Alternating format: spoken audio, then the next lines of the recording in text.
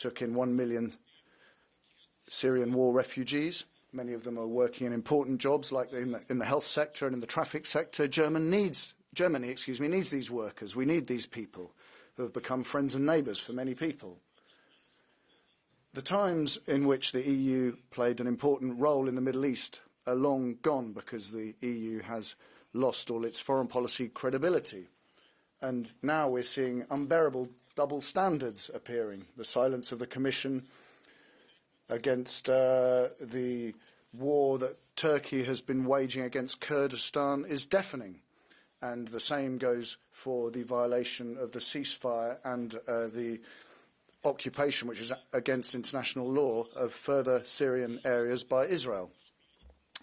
Erdogan is a dictator who continues to dream about a greater Ottoman Empire. He works with Islamist militias that enslave women and children, and Turkey is not far behind Islamic State in its desire to wipe out Kurds and Yazidis. We have heard Slava Ukraini many times during recent years, but it would have been good to hear Biji Rojava as well. The Kurds defeated Islamic State, and we should be grateful. The Turks should stop their war against Kurdistan immediately. The EU should recognise the democratically independent administration in the north and east of Syria and should take up bilateral diplomatic relations with them. That would be credible European foreign policy. And we need a decisive signal from the EU on the recognition of a Palestinian state, because the key to peace in the Middle East lies in the solution of the Palestinian question. Israel must stop the war in Gaza, stop causing death and suffering among the Palestinian civilian population, and it should stick to international humanitarian law. The Israeli hostages must be released immediately by Hamas. We need a safe and sovereign Israel, but a safe and sovereign Israel requires a safe and sovereign Palestine by its side. Otherwise, we'll never see peace in the Middle East. Thank you. On behalf of the Europe of Sovereign Nations Group, Mr. Ulrich. Colleagues, a short while ago I saw some shocking video from Germany where thousands of Syrian migrants were marching in the Christmas market and they were shouting Allahu Akbar. Thousands of Syrian migrants walking in the Christmas market. There were nice Christmas trees everywhere, decorations, children happy that Christmas is coming up.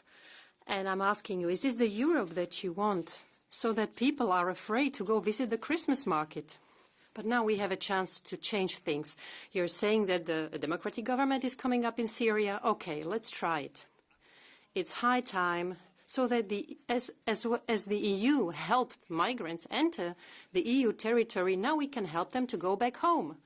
All those young men shouting in European cities, all those migrants who left their women and children behind, they left them in the war and they fled to Europe. Let's help them go back home. Let's do this. It's a good deed. Let's help them tidy up from Europe. Thank you. Thank you very much. Now we jump in the second part of our debate. First speaker, Madame Terlac. You have the floor. Dank u, voorzitter, beste collega's. Thank you.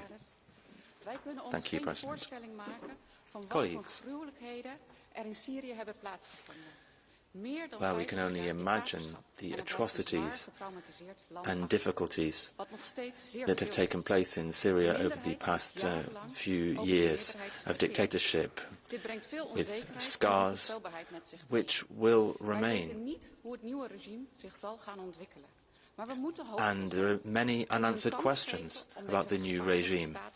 But we should be optimistic, and we should give this state the opportunity to become a legitimate state. A new constitution needs to be put in place which gives rights to all Syrians, whether it's about women, ethnic minorities or religious minorities. The European Union needs to focus on the rule of law.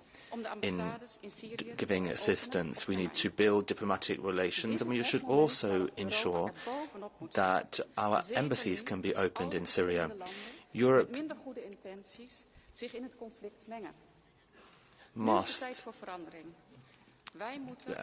guarantee peace. The time for change has come, and the European Union needs to maintain its links and guarantee stability in the region. Thank you. Mr. Tarquinio.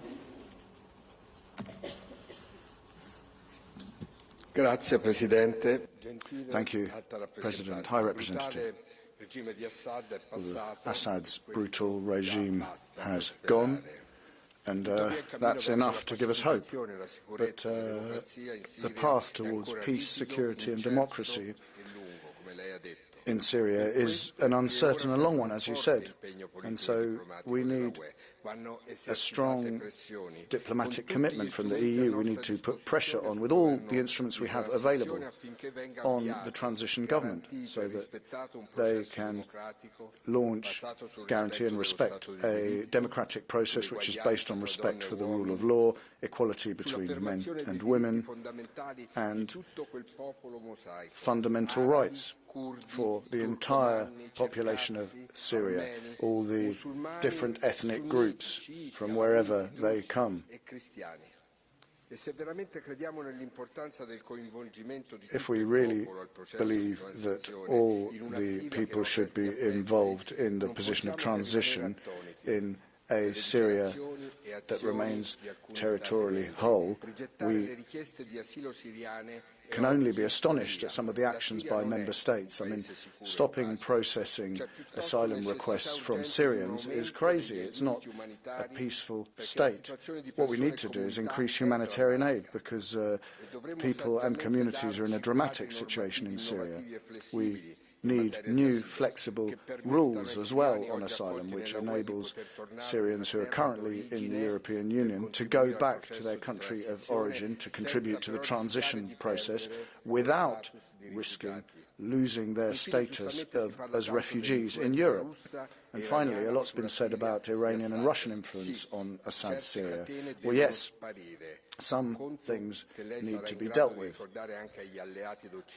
I hope that you'll remind Turkey and Israel as well that international law can never be broken. The EU really needs to stand up to for these challenges. Thank you. Speaker, Mr. Tanger Correa. You have the floor.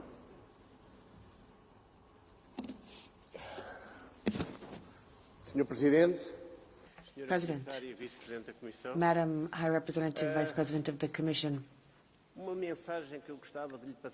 a message that I should like to send to you. You do not have easy work in the work with Syria, we know that we have a terrorist remains a terrorist, and we should never forget that.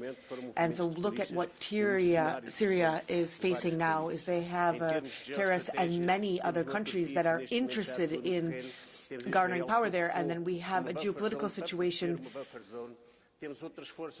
We have other forces also that do not want to lose their clout with an agreement. We know that we have Muslims that are underpinning some of the terrorist forces, and so things are going to be extremely complicated, very difficult to bring the humanitarian aid that is much needed.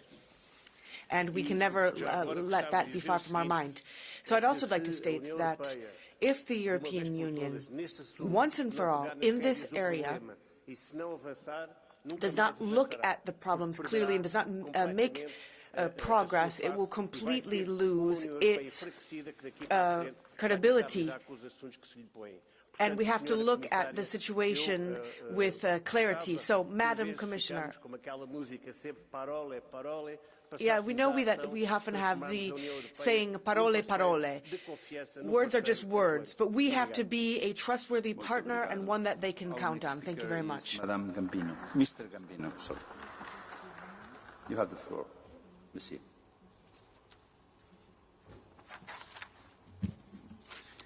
Presidente, Vicepresidente, auguri. President, Vice President, congratulations on your new job. Colleagues, the fall of the Assad regime is historic, and it's a crucial time for Syria and in fact for the Middle East as a whole.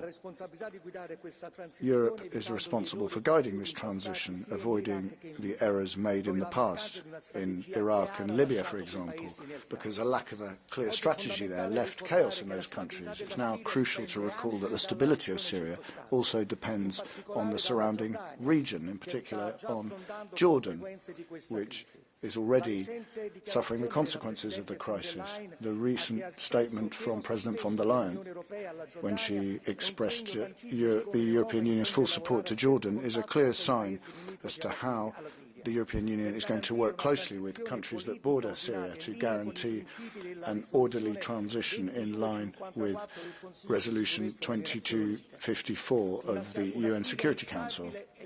An unstable Syria is a time bomb for the rest of the region, not only in terms of migration, but also because terrorist groups can go from Syria to Europe and elsewhere. Europe needs to be firm here. We need to show a commitment to humanitarian law, human rights, and we need to work with Jordan to build a better situation. I'm sure that you'll be able to work, Madam Vice President, with the Parliament to ensure that this transition is as democratic as possible. Thank you. Our next speaker is Madame Boutmans. You have the floor. Thank you very much, Mr. President. Colleagues, the West has failed to prevent the Syrian tragedy. The West has failed to protect itself and create security for the Europeans. Since the outbreak of the Arab Spring, neither we nor the Americans have done anything substantial to support the Syrian people or to oust Bashar al-Assad. The horrifying images of the Sednaya prison will remain etched in everyone's memory. We must not make the same mistake again and show some backbone. What we do or fail to do can make an enormous difference. The difference between stability or chaos. The difference between Syrian refugees returning home or even more Syrian refugees coming to Europe. My proposal is that you do two very concrete actions. One, engage in dialogue with the new power brokers. No hesitation. At the highest level, Kaya, not like the Council said. Do it at your level. Only political pressure can prevent them to radicalize. And secondly, organize a global donor conference for the reconstruction of Syria. Take the lead, because, let's be honest, we did nothing when the Syrian revolution broke out on March 15, 2011. We did nothing to support the democratic opposition. We left the field to ISIS, Iran and Russia, to murderers and terrorists. Do the opposite of what the Orban regime is asking you, and you will be on the right side of history. Thank you very much. Dear Madame Baumann, sorry, Madam.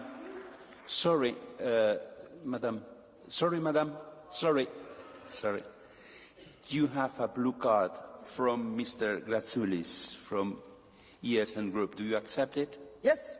Mr. Gratsoulis, you have 30 seconds. Wait.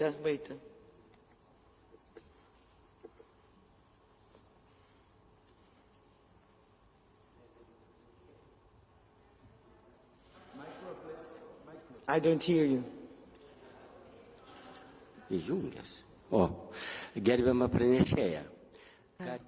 Dear Speaker, you have just said that Europe has done little in order to overthrow Assad. But now, when his regime has collapsed, for some reason, Israel, the American forces and European forces have started bombing every day. Is this a help to the new government who have come to power and overthrown Assad? Children are dying, people are dying, infrastructure is being destroyed, and Europe is silent. What is your evaluation of this situation? Well, honestly, I think you didn't listen to my speech, because that was exactly what I'm saying. Europe cannot wait. We have to take the lead. We have to engage with the new people who are in power there and talk to them at the highest political level. Thank you very much. Thank you very much, your colleague. Our next speaker is Mr. Sautori. You have the floor.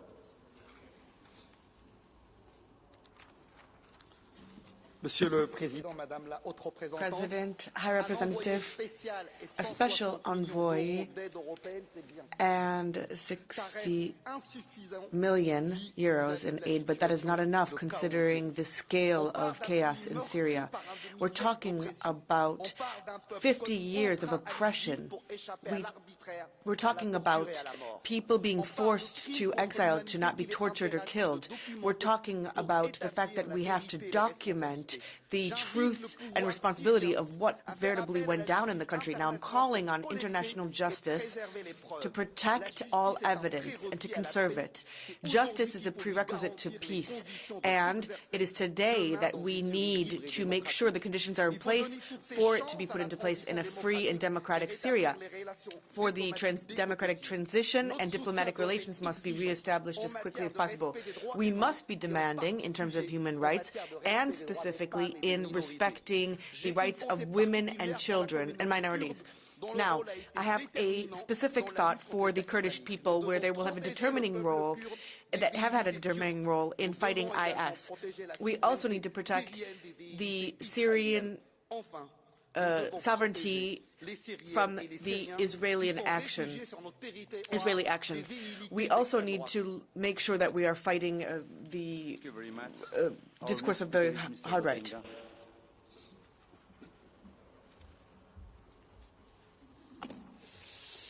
Merci, Monsieur le Président. Madame Kallas, nouvelle ministre des Affaires étrangères de l'Union européenne. Mrs. Kallas, new High Representative for Foreign Affairs of the European Union. Well, you're quite right to criticise the Russian presence in Syria, but you don't criticise the US or Israeli presence. You talk about a free Syria, but you accept the fact that your Israeli and American allies occupy a part of the country. How can you build a free country under occupation? I mean, you talk about an independent Syria, but you're quite happy for the Americans to control the oil and the Israelis destroy the Syrian army. How can you build an independent country without oil and without an army? You say you want to help the Syrians, but for a decade now the European Union has been destroying the Syrian economy via sanctions. Acts speak louder than words, High Representative, and I think we have to say that Europe is not working for a strong, independent Syria, it's working for a weak, divided country, a country that can be exploited by our multinational businesses, as is the case for so many other countries in the regions. Gas, oil, geopolitics, Europe only defends the interests of its multinational companies now, and everything else is just for the audience. Thank you. Mr. Schell, you have the floor.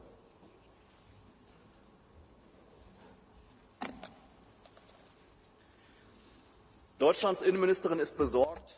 The Interior Minister of Germany is worried, but Nancy Faeser is not bothered about Islamists coming to Germany. She's concerned about Syria because more than 1 million Syrians came to Germany, including war criminals and Islamists. And we had fighters for the IS in a case in Germany. In Hamburg as well, there's a court case as well. And in Frankfurt, there's been a case involving rape. Hundred thousand offences committed by Syrians in Germany in recent years. They have sought a home in Germany and they've received allowances and they've received healthcare from the German state. I am concerned that more of those people will come to Germany, into the all-inclusive resort for Islamists and war criminals from the whole of the world. First of all, we need to close the borders. Second, deport. And thirdly, we cannot support the new regime in Damascus.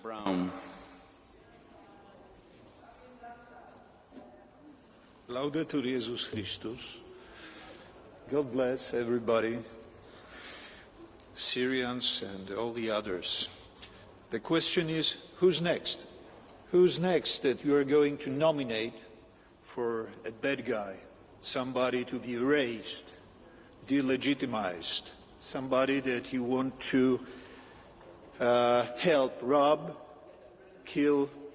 Who's next? Because as long as I'm listening to your debates here, each and every time you nominate somebody, you nominate Russia, obviously, China, North Korea, Iran, Syria, Georgia, Moldova, Romania. These are the countries that you don't like. You want to take Europe to war, You were, all along, you were being grotesque with your warmongering. Now you're being more and more dangerous to the people of Europe and to the people of the world. So, who's next, Madam Commissar, that you are going to nominate? Thank you very much. Our next speaker is Mr. McAllister. Mr. President, thank you for giving me the floor. Madam Vice President, High Representative, great to see you here sitting in the plenary. As we have heard this morning, the reaction to the fall of Bashar al-Assad has been relief, also at yesterday's Foreign Affairs Council, and rightly so. This dictator and his regime are responsible for the deaths of hundreds of thousands of people, far more than ISIS and all other so-called rebels combined. And indeed, the fall of Mr. Assad represents a significant loss for Iran. Assad's Syria was, alongside Hezbollah, a key component of Iran's so-called axis of resistance. Through Assad, it was the Mullah regime that was able to project its power across the Middle East. And the same far-reaching consequences apply for Mr. Putin. Beyond the blow to this axis of terror, as my colleague Michael Gahler just named it, let us not underestimate the enormous new challenges the transition carries within Syria. The rebels are led by the jihadist militia, HTS, which is an extremist group that has its origins in the Islamic State and was allied with al-Qaeda. Mr. al-Jolani is now confronted with the enormous task of bringing peace to Syria in an inclusive process that respects the voices of all religious and ethnic minorities, whether it be Alawites, Christians, Druze, Shiites or Kurds.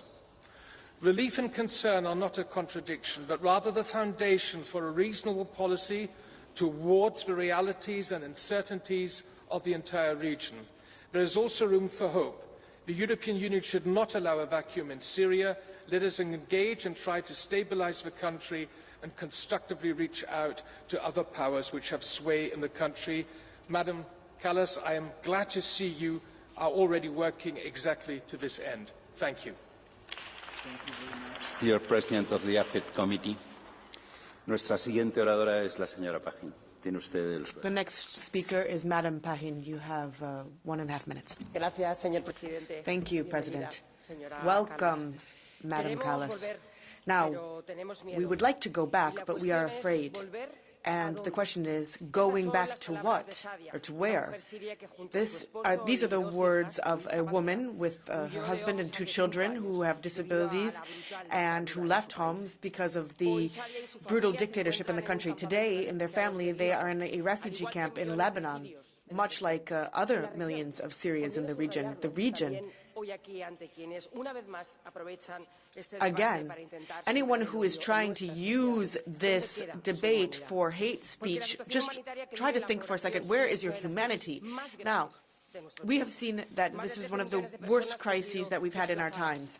We've had 13 million displaced. Half of the Syrian population has needed urgent humanitarian aid.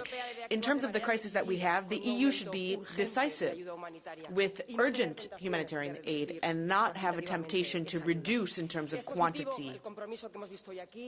Now, we have seen that the EU has made statements and commitments in these last few days, but we must sustain them over time.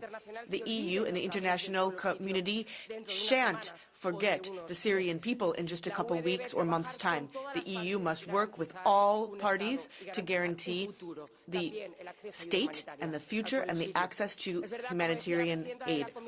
It is true that, as the High Representative said, this is a time of hope. But we have to make sure that we are up to the task of making that a reality, and we must place that at the core of our action, this humanitarian action. Let us stop speaking about figures and start talking about people. Madam Pahin, you have a blue card. From Mr. Tinkinen from the ECR group. Would you accept it? Sí. Mr. Tinkinen, yes. You have 30 seconds.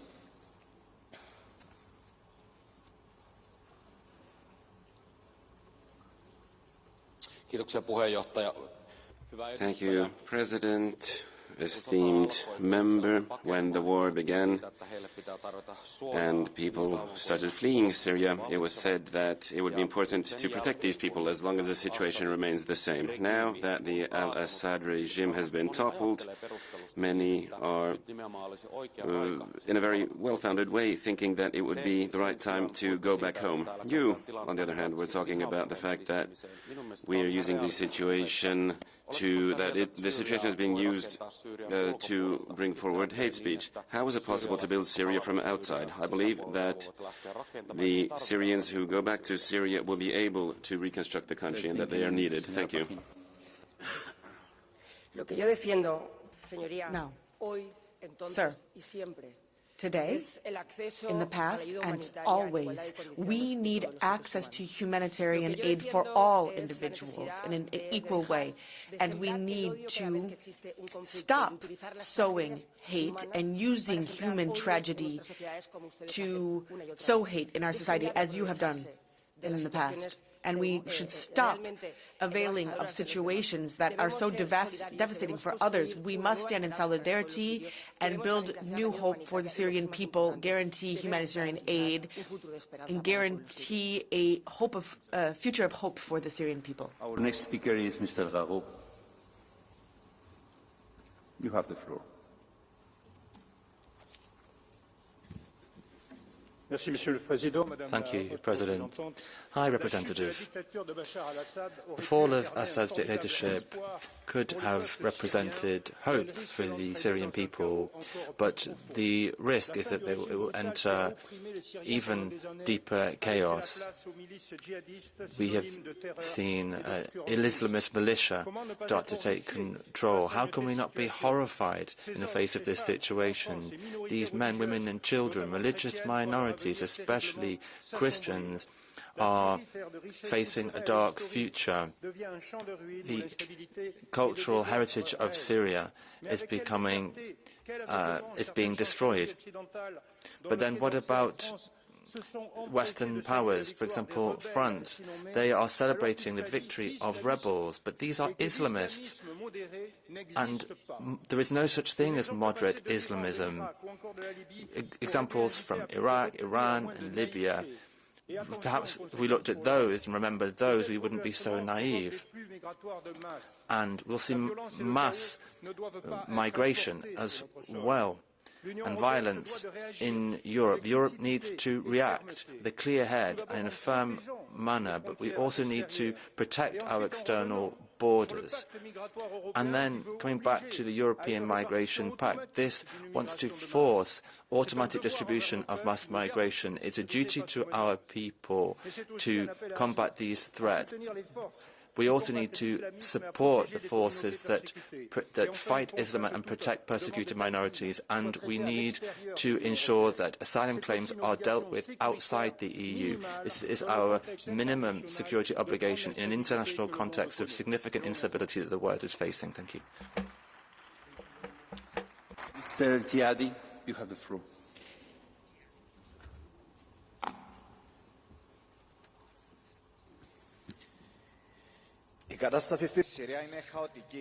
Things in Syria are chaotic. This is a very fragmented landscape. Therefore, Commissioner, we cannot be optimistic or complacent. We might have witnessed the fall of a dictatorship, but we might have another equally extremist, equally Islamist dictatorship. The HTS transitional government, let me remind you that it has been listed as a terrorist organization by the State Department since 2014. The fact that in many European cities we saw flags of the Free Syrian Army being brandished, that is closely linked to the Islamist State, is something that is very worrisome. And especially for my country, Cyprus, this is very worrying, since Turkey is behind the new regime. So I would like to raise the alarm. Since the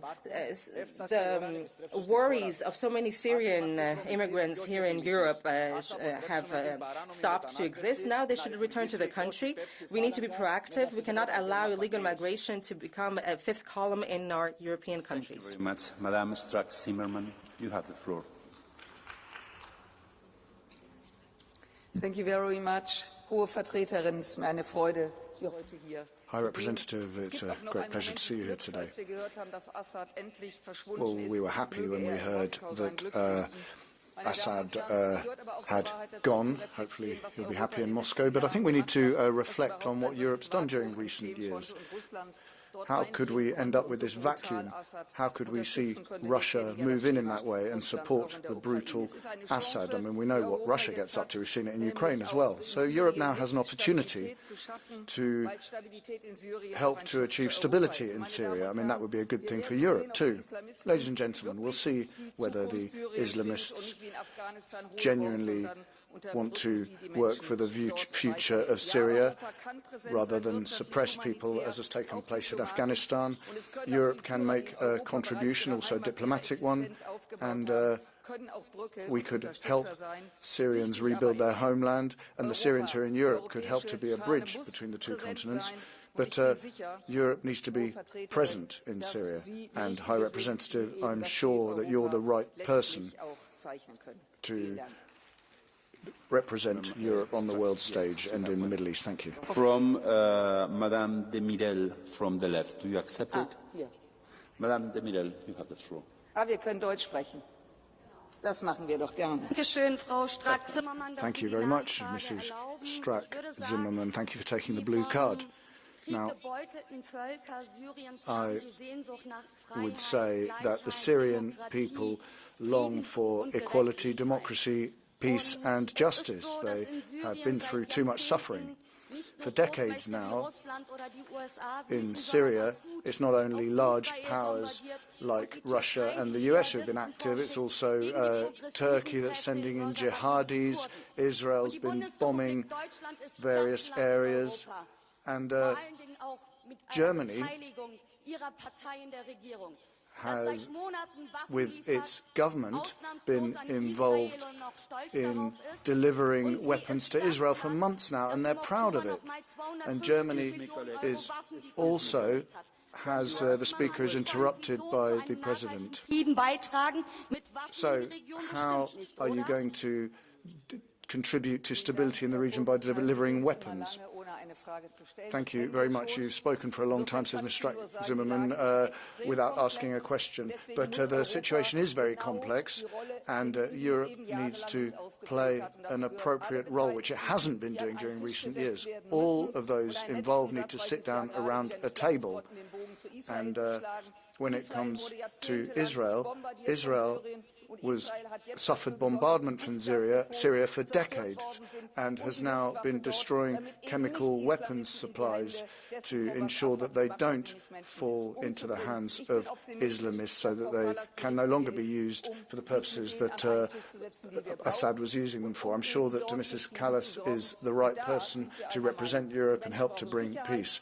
And I think we agree on the fact that people need peace, they need security, and they need the opportunity to live in peace and freedom as we have in Europe, regardless of which religion they profess. Thank you. Our next speaker is Madame Strick. Hi, Representative, welcome. After 50 years of repression, escalated in a 13-year-long brutal war, the Assad regime has fallen. Finally, Syrian citizens have a chance at building a safe and free country, and the EU must do everything in its power to help make that really happen, and also to hold the Assad regime accountable. But we're still far from true celebration. Look at the unstable situation, the unlawful attacks by regional actors, and the level of destruction. Yet EU countries who often take years to decide on asylum claims now rush to premature decisions, freezing asylum examinations and even announcing deportations of Syrians. This is harming Syrian people who cannot return in safety now and are still entitled to protection. But it also sends a dangerous signal to neighbouring countries like Turkey and Lebanon. A sudden massive return now can only further destabilise the country. So what the Syrians need is full support, safety and protection wherever they are. They have suffered enough. Thank you. Thank you very much, Madam. Mr. Georgiou.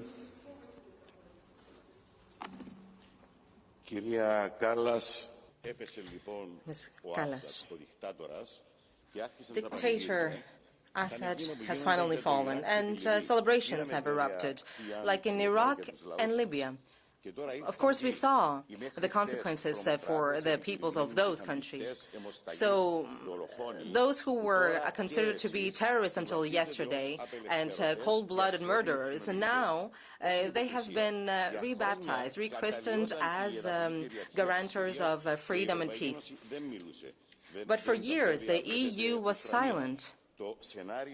Of course, it was not Ukraine, it was a different country. But this is the stuff of nightmares. There is a clear risk of the country being torn into pieces. Russians, Americans, Turks that are striking targets, Kurdish targets. Israel that wants to invade and create the greater Israel. The EU, as usual, is absent. So you should do the minimum. You should assist the Syrian people by deciding themselves about the future. You have the floor.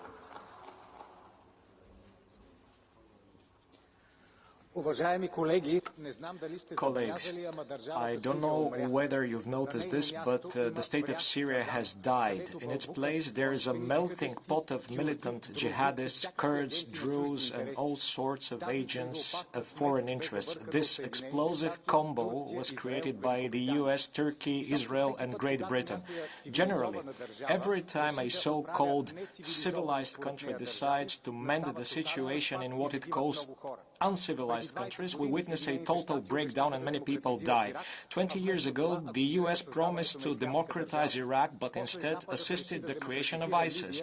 Then the West decided to democratize Libya, but instead opened Europe's gates for hundreds of thousands of illegal immigrants.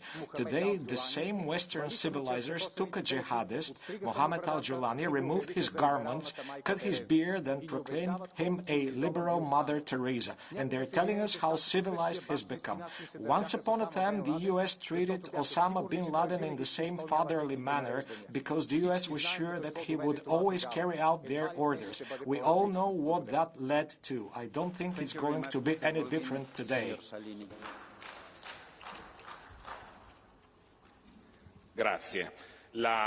Thank you. The voice that is rising out of this parliament is one that is obviously dreaming and hoping for rule of law in Syria, but we know that the path is extremely difficult. We have divisions, huge ones within the country, and huge division even amongst all of those who are outside of the country and who have chosen their interlocutor in that huge splintering of society. Now, it's true that everyone picks their preferred ally, and so that's going to be extremely difficult, dear Vice President. And when it comes to risks, there is a specific one, two stakeholders in Syria that have divided, and that's that is Russia and Turkey. But between the two, there's a huge difference. Russia is not our ally. It recently invaded a non-EU country, and Turkey is our ally in NATO. And invaded an EU country, Cyprus. So we have to decide with whom shall we stand for peace in Syria, understanding that Russia and Turkey, divided on all things, have one point that they agree on: damage Europe. So that is the trickiest issue that we'll have to work on. Thank you. Our next speaker is Mr. Assis. Thank you very much, President. Madam Commissioner, Vice President, colleagues.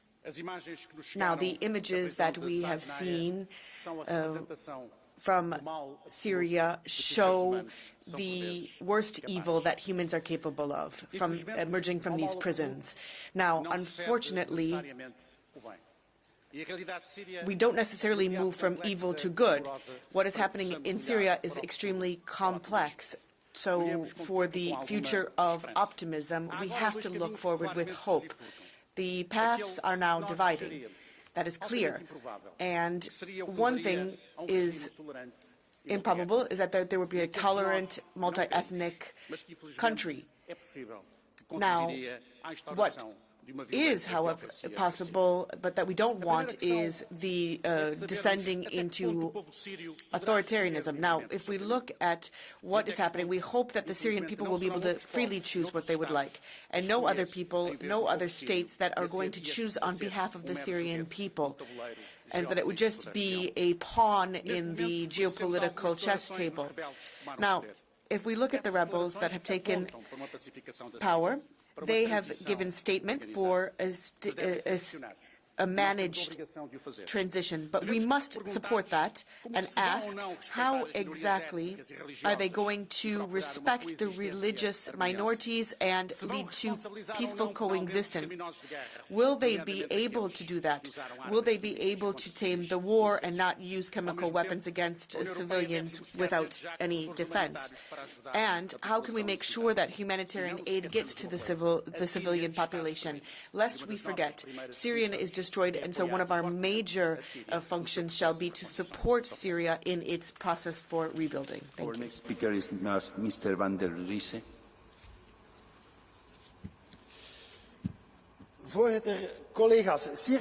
Thank you very much, President. Colleagues, Syria urgently needs doctors, engineers, those that came as asylum seekers to Europe. Syria needs its refugees. Right to asylum is not a permanent thing. Those who have sought asylum should return to their homes once it is possible. And it's time now for those people to return to their home country. And that's what Syria is asking for. Syria needs all of these people to rebuild the country.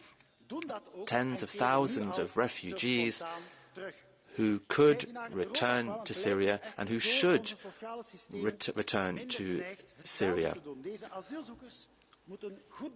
Those who have come to Europe and who want to stay here benefit from our social security systems. These asylum seekers should understand what their role is in the reconstruction of their country. It's an essential role, and return these people is an obligation for us, but it's also a moral obligation for them. All of these asylum seekers who are undergoing ongoing procedures should have these procedures stopped. It's the time for them to return, and this should be done without discussions, no excuses, no exceptions. Next speaker is Mr. Tinnik Kinen.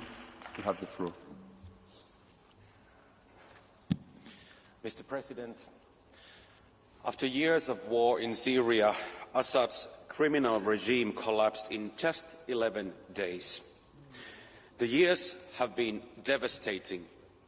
Since the start of the civil war, around 4.5 million Syrians have fled to Europe. We have witnessed a massive wave of people making their way to this continent, but now we are in a new situation. Many European countries have already ceased processing asylum applications from Syrians. Some are offering money to Syrian refugees to encourage voluntary returns. Times are changing. Syria might not be anymore a country to flee from. When this is confirmed, what's next? It is time for returns. I encourage you Syrians in Europe, return with pride and build a brighter tomorrow for your own country. Thank you. Thank you, dear colleague. Mr. Barna, you have the floor. Thank you, Mr. President. I will speak in Romanian. Căderea regimului Assad în Siria reprezintă un moment extrem de important pentru The fall of the Assad regime in Syria is an extremely important moment for the country and the region. For the victims of this brutal dictatorship, we need to recognize the immense suffering that they have experienced. I myself was born in a dictatorship, and I respect and admire the will of this people in the face of difficulties which are impossible to imagine for those who live in democracy. However, at this time, we must recognize that Syria's future is very fragile, and examples in the region don't give cause for much hope. This is the first step towards peace and stability, which are very much needed, but it's a very difficult path. The European Union has a crucial role to play in this process. We must be involved in smart regional diplomacy, promoting dialogue and cooperation to help rebuild Syria. We also need to commit to providing humanitarian aid to Syria. There are many examples from recent history which show us how important it is that Syria must not slide back into chaos. Together we can help build a society based on justice, democracy and human rights, even though this may appear to be a utopia. This is the first test for new European diplomacy, and the President has interrupted the Speaker.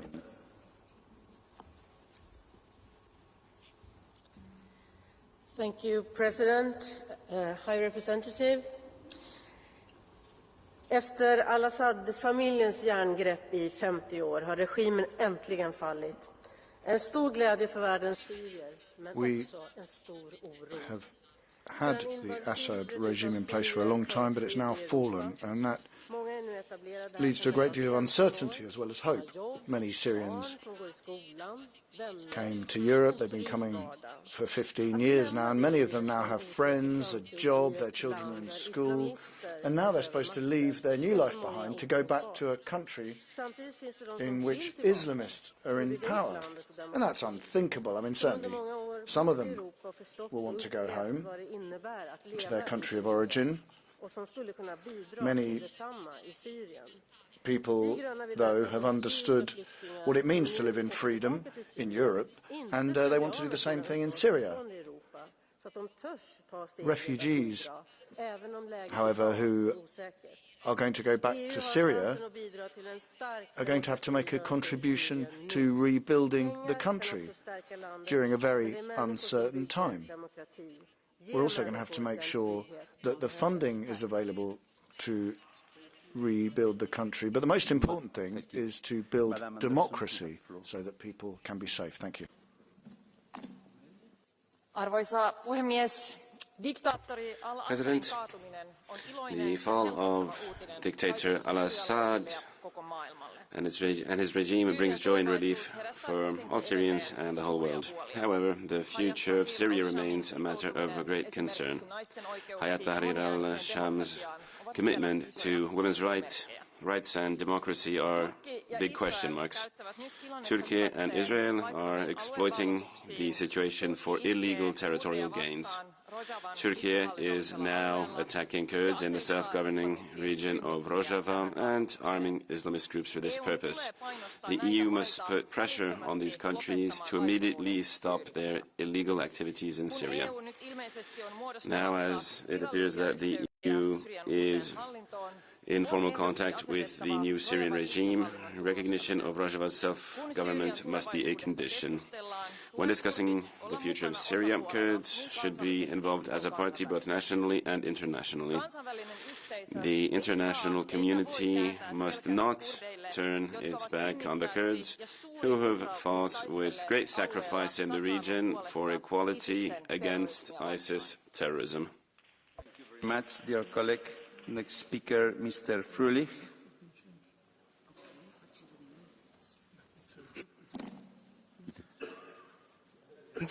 The era of Assad has come to an end, and there's a reason to be happy. But if we look at al-Jolani, he is an Islamist, and the fact that people are celebrating this shows just how morally bankrupt our elites are. And this is somebody with millions of dollars of bounty on his head. And in the worst case scenario, this could be a second Libya with another civil war. This could be a nightmare, especially for our Christian brothers in the Levant. But for us, it means even more mass migration. Europe is geopolitically impotent, and here we could see more conflict, and it's therefore a catastrophe. And what we need to do is deport Syrians. Their homeland needs them. Our boat is full. We can't deal with this. And otherwise, we will have a Syrian civil war here right in Europe. Thank you. Mr. Papadakis, you have the floor.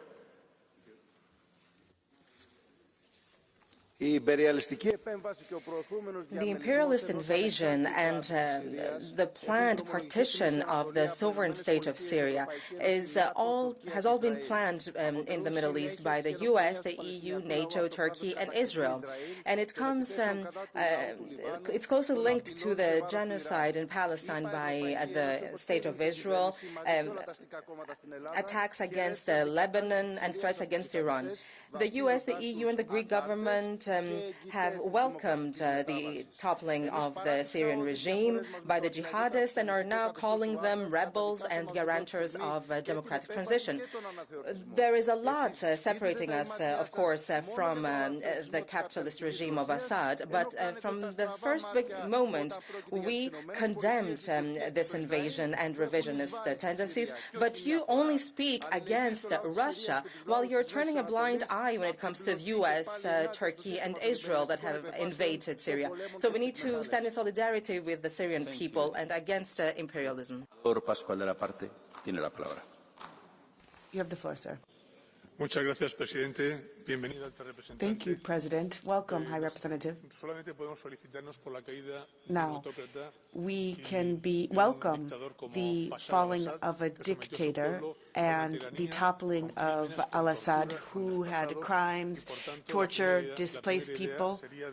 And the first thing would be to obviously congratulate all European Democrats. The second thing is that we're seeing that there's a redefining of the geopolitical, geostrategic map in the Middle East. Now, nothing that seems to be the truth is the truth in the Middle East, and with friends and enemies switching on a daily basis. Moreover, many world powers have clear interests in the area. In the face of this, the EU, we can see obviously the uncertainty that persists there now with the toppling and with the Salafist Islamism and violation of human rights. We must be very cautious and prudent as we approach the situation. We must demand, as the High Representative stated, the territorial integrity of Syria, respect for human rights, guarantee the independence and sovereignty of the territory, and assist those who have been displaced that are suffering the most by increasing our humanitarian aid. We should not open a debate within 24 hours' time following the toppling of how the individual should be returned to the country. What we should look at now is a democratic regime that respects religious and racial minorities as we wait for further events to unfold. Thank you. You have the floor. Thank you, President. High Representative, colleagues. Well, we don't yet know what's going to happen in Syria after the fall of the butcher Assad, but we know the scope of the crisis that was already underway. It's a devastated country that needs to be rebuilt. 16 million people, two-thirds of them children, who need humanitarian assistance. There's a mosaic of ethnic and religious minorities that require respect and would like autonomy, like the Kurds, who, having helped us fight Islamic State now risk being targeted by Turks and radical groups at the same time. From the start of the civil war, half the Syrian population have had to leave their homes, and 7 million of them are internally displaced, and 6 million of them are refugees or asylum seekers abroad. Are they all in Europe? Absolutely not. 3/4 of the refugees are in countries that border Syria, 3 million just in Turkey, and during recent months, 500,000 Syrians have been forced to go back home from Lebanon, fleeing bombs, a crisis within a crisis. In Europe, according to the European Asylum Agency, in September of this year, asylum requests from Syrians were fewer than 180,000. Now, we don't know what's going to happen, but many European countries have already decided. They've suspended the assessment of asylum requests. Austria is already thinking of sending people back. In addition, this is a trend we're seeing everywhere in Europe relating to asylum in general. Warsaw, first and foremost, is about to take on board the presidency of the Council, and the Commission doesn't seem to mind this development. Now, we don't know what's going to happen in Syria, but what we do know is that it's time to protect and support the Syrian people, not leave them to their own devices or kick them out. Thank you. Thank you very much. Ladies and gentlemen, the Assad regime has fallen, and it's now time for 100,000 Syrian refugees and millions across Europe to pack their suitcases and go home, and do so now, because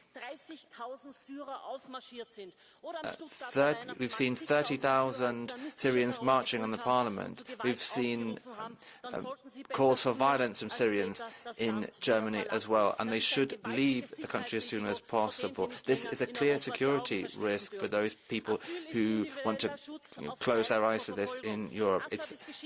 Assad is history, and therefore there is no basis for any protection status in Europe. We should not for one day longer finance these people with taxpayers' money, and it's an absolute disgrace that Mr. Brunner, an Austrian citizen, is warning against deportation. His own party, the ÖVP, called for deportations and promised this. This is hypocrisy. And we all know these methods. Patriots are clear. It is time to act. Now what we need is to return these people, and we should stop this migration to Europe. Thank you. Our next speaker, Mr. Madison. Tere hommikust. Õnneks proua Kallasega saab eesti keeles rääkida. Good morning, everyone. Luckily enough, I can use my mother tongue and speak in Estonian to Madam Kallas. We are very happy that the regime of al-Assad has fallen. It could have been more democratic. We hope that the future will be more beautiful, bright, democratic. But historically, this extreme Islamist movement has not been the most peaceful. But let's talk about democracy. Every society will choose their own way, make their own decisions. It's their decision. But I am interested in the concrete actions. We say that we want to support Syrian future, but what will we do when the new regime will start killing Christians? We want to support them in words, but in actions, what will we do? What will we do when millions of Syrians fleeing the new regime because it's not as nice as we hope? Will we protect our borders? Will we do like we did with Turkey before, paying Turkey for closing the borders?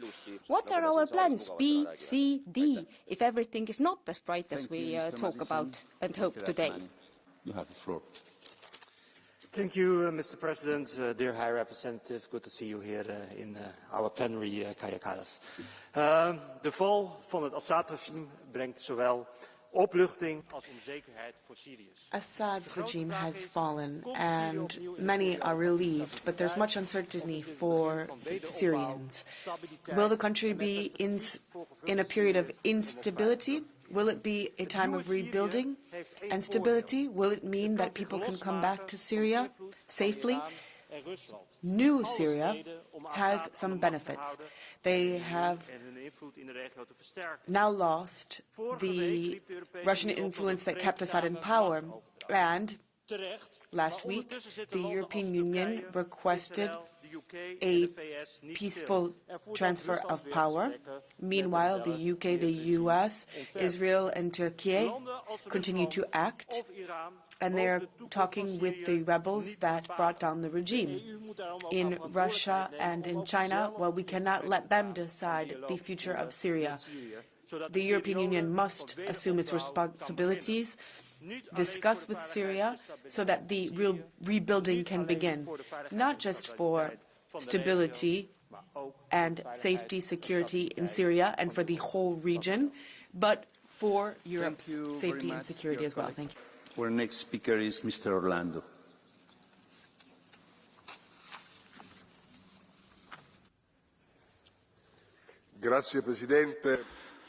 Thank you, President. High Representative, the sudden fall of the dictator in Syria after so many years in power has taken place, and the European Union now needs to support civil society in Syria and also civil society in the diaspora.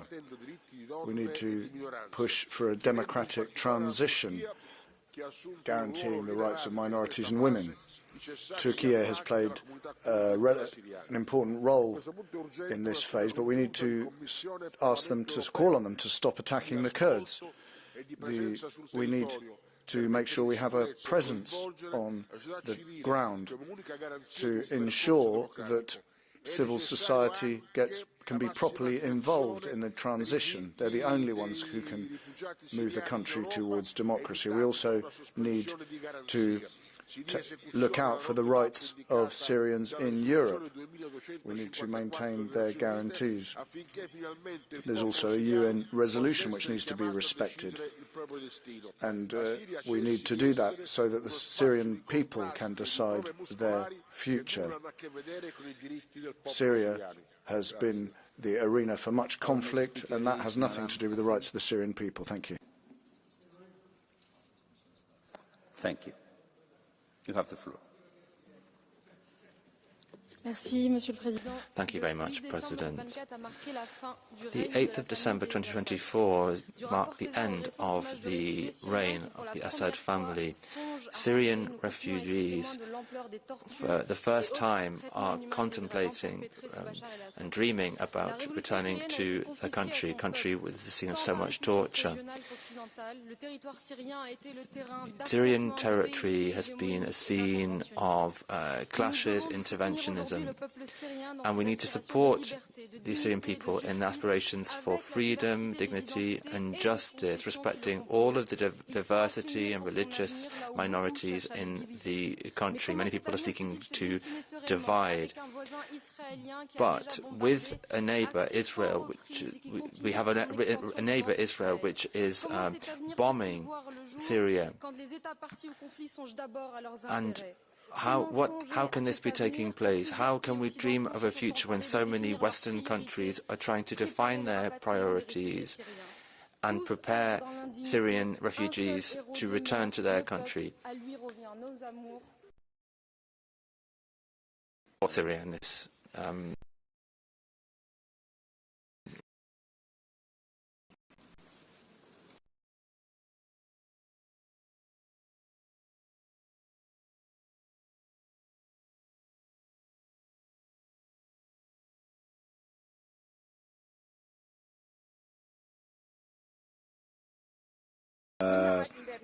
Branch of al-Qaeda, together with other terror groups, has taken power, and there is a threat of Sharia law there. Europe is looking to these Islamists with sympathy, and that's a pretty bad thing. International law is important, and everyone's talking about international law, but it doesn't seem to go for Western allies or Western states. Israel is bombarding many areas of Syria, and has occupied a buffer zone in Syria. NATO member Turkey, together with IS militias, is bombarding the Kurds. The EU constantly talks about the values of our community, but we have lost all credibility. Our foreign policy is a bloody farce. Thank you. El señor Burgallo. Mr. Bugallo. Muchas gracias, señor presidente. Thank you, Madam President. Vice President and High Representative. Este Parlamento y esta União são This muitas Parliament vezes and this EU não valerem mais do que frequently palavras. is just a talking shop. And when Bashar al-Assad fell, we knew precisely what needed to be done. Stability, multilateralism that is realistic, that doesn't abdicate rights. Europe is the best in terms of humanitarian aid in the world. And now the Syrian people deserve more than just hope. Having a future does not mean just waiting. We cannot just consider this a moral or geopolitical imperative. It is an imperative for the EU and our values. Now, what is happening in the region, we can see that there is not peace in this land, but it is also a question of security for us of Europe. The High Representative yesterday presided over the Council, and what we've seen is that the crisis there increases fundamentalism. The region has victims on a daily basis, and this European Parliament stands with those victims. But we also need to be clear-sighted in terms of the threat globally that could involve European lives. And the European Parliament must be attentive to this as well. In international policy, we cannot... I would like to just give a quote. To let it be. Muito obrigado. Thank you very much. Mr. Glucksmann, you have the floor. Merci. Madame la haute représentante. Thank you. High Representative, colleagues, Aleppo, Homs, Damascus, the Syrians are celebrating the end of a brutal regime. Yes, the future is uncertain. I share some of the concerns that we've heard here. But let's be honest, colleagues. Who was listening to the Syrians when they were dying under the bombs of Putin or under the yoke of Assad? Just a few people tried to support their demonstrations. In foreign offices across Europe and across the West, people were talking about re-establishing relations with Syria. People were having their photos taken next to the butchers in Syria, and the left seemed not to disagree. Everything was done to prevent the Syrian rebels being visible, but I want to ensure that their voices are heard. Since 2011, given the enormous crimes that were committed by Assad, Putin and Hezbollah, and the Iranian regime, excuse me, Syrians felt abandoned. The country is devastated. There are constantly mass graves being discovered. Hundreds of thousands disappeared in Assad's jails. Syria needs massive support to rebuild its country. Let's be there for them this time. Colleagues, this call needs to be heard.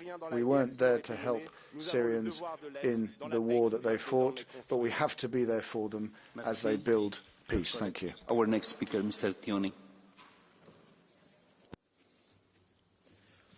L'horreur et la noirceur du régime al-Assad laissent place à la joie de The horrors of the Assad regime are giving place to another regime with significant repression. How could we not want this country with all its religious minorities? How can we not wish long-lasting peace and harmony for them?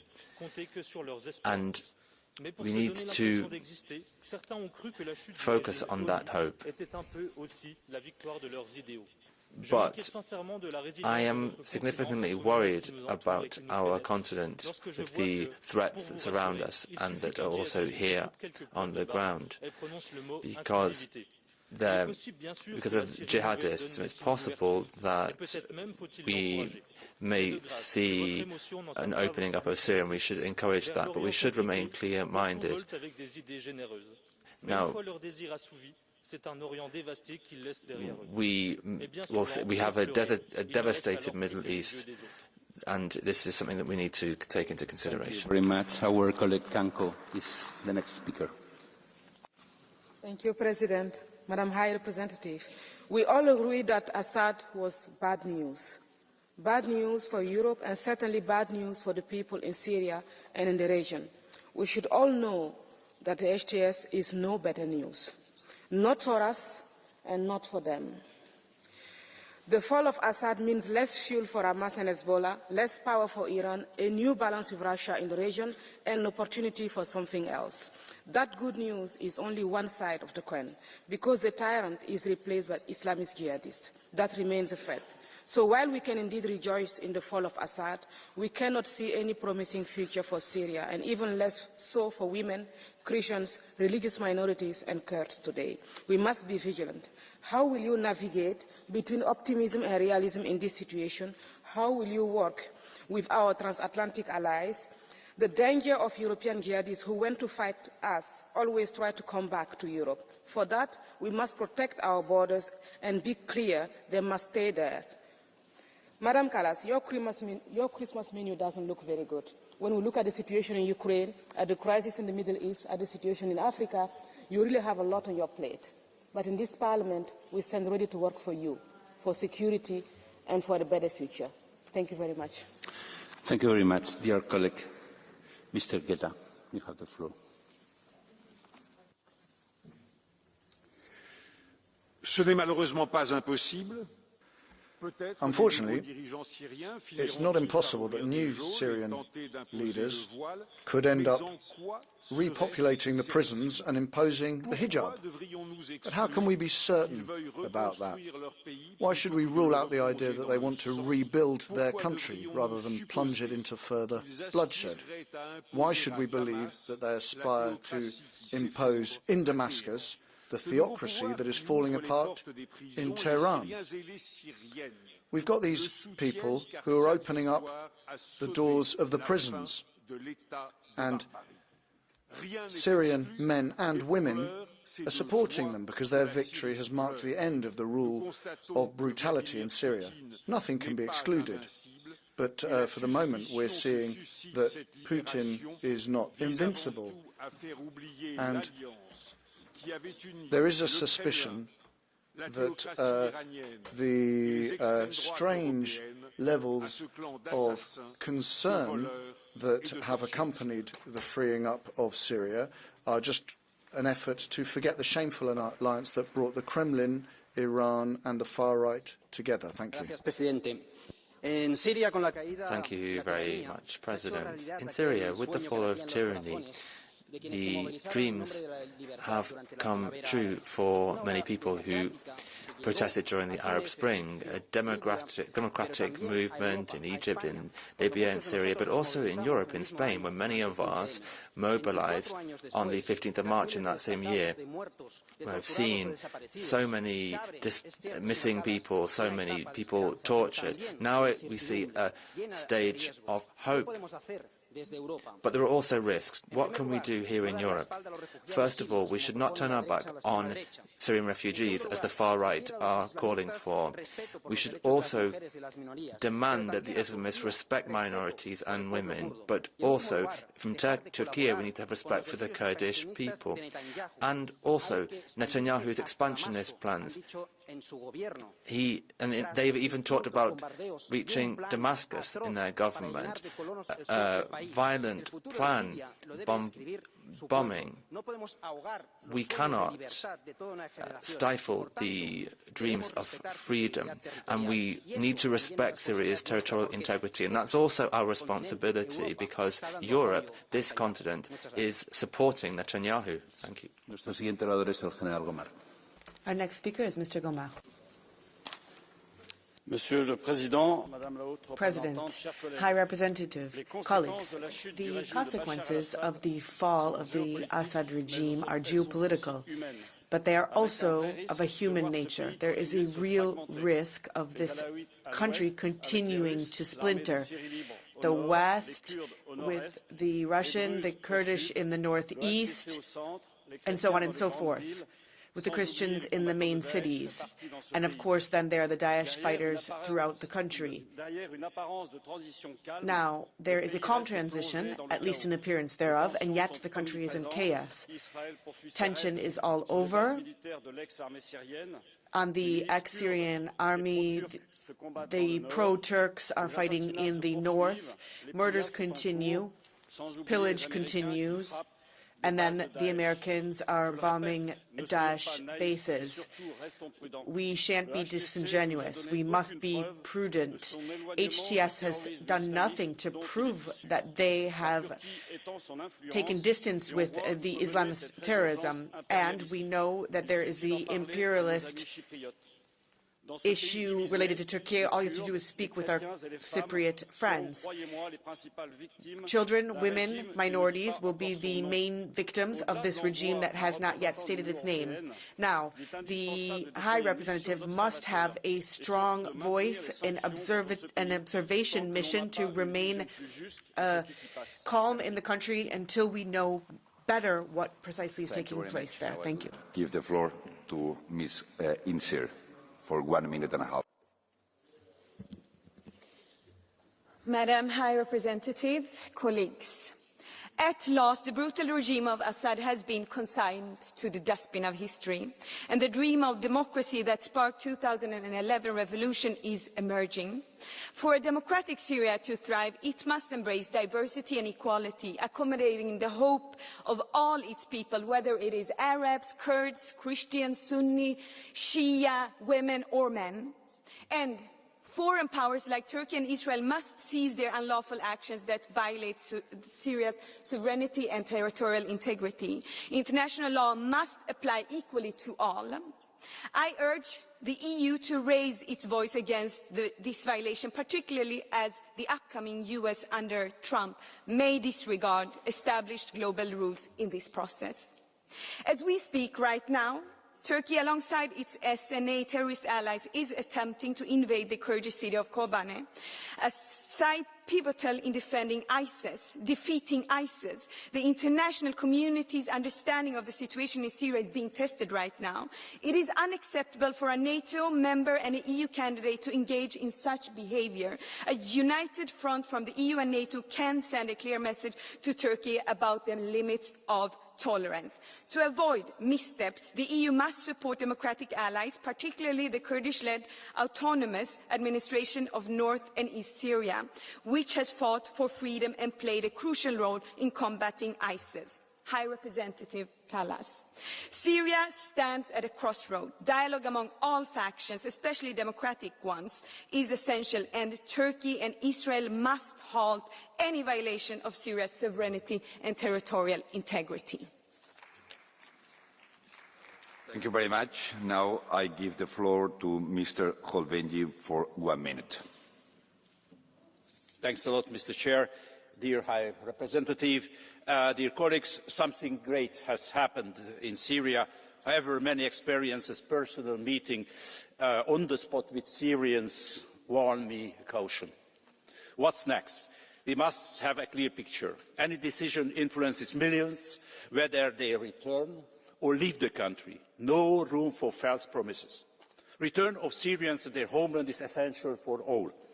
But the country is in ruins, and the leadership, we say, is more than uncertain.